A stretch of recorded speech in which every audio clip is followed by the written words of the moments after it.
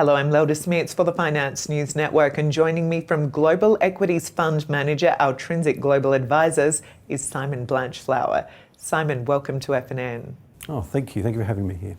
Global equity markets are currently appearing quite choppy. What do you believe is driving the change in sentiment?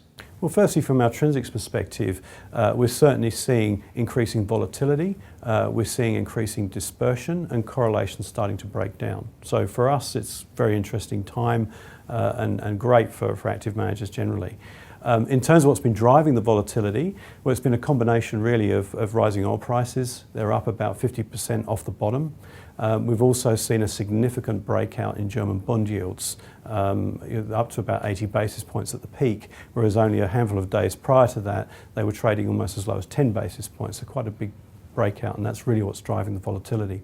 So Simon, do you think we will continue to see more pressure on equity markets?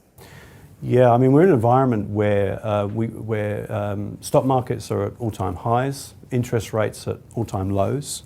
In fact, something like 4 trillion of developed world bonds are in negative yield, which is an unsustainable situation.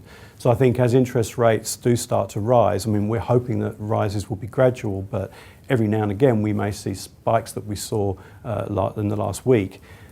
So I think, with that situation of low interest rates, high valuations, you will see more volatility as interest rates rise. And Simon, how is Altrinsic positioned to capture this changing environment? Well, we're bottom-up stock investors. We're trying to find ideas that trade at discounts to intrinsic value. And importantly, we're address agnostic and benchmark unaware. So we're trying to find a handful of high conviction ideas, best ideas from around the world. And then currently we're underweight US equities, have been for a while, overweight European equities and overweight Japanese equities. Okay, and could you give us some examples of what you're invested in? Well, in Japan, for example, which is probably our biggest relative position, we have roughly a double weight in Japan. It's a mixture of Japanese financials, which is probably the biggest position in the portfolio in terms of opportunity. And we've also got a mixture of more export-oriented companies in there as well. Companies like Mitsubishi Corp. We also have Nintendo. And on the financial side, we've got a couple of the Japanese banks like Bank of Yokohama, Mitsubishi UFJ, and we've also got a couple of insurance companies as well in Japan. In Europe, it's more multinationals in Europe, particularly in the consumer and healthcare side of things. So we've got healthcare companies like Roche and Novartis, and on the consumer side, we've got stocks like Diageo. So quite differentiated global businesses. Importantly, in Europe, we're quite underweight European banks, for example. We don't own any. We've got Standard Chartered in London, but it's more of an emerging markets bank. And in the US, we're underweight in the US, but quite a broad footprint there with consumer stocks like Target, Wal-Mart. And on the energy side, we've got stocks like Apache. We recently bought into EOG, one of the best fracking players in the US. Finally, Simon, could you explain how is Altrinsic strategy faring so far this year?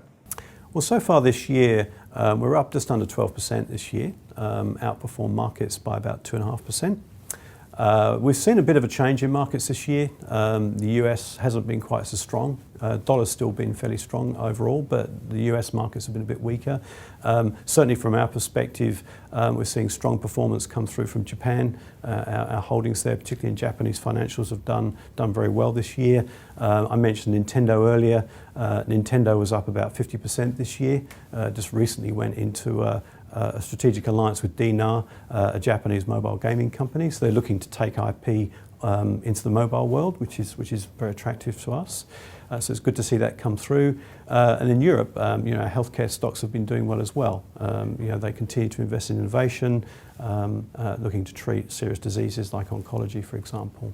They've been doing very well. Simon Blanchflower, thank you for the update from Altrinsic Global Advisors. Yeah, thank you. It's been great to be here.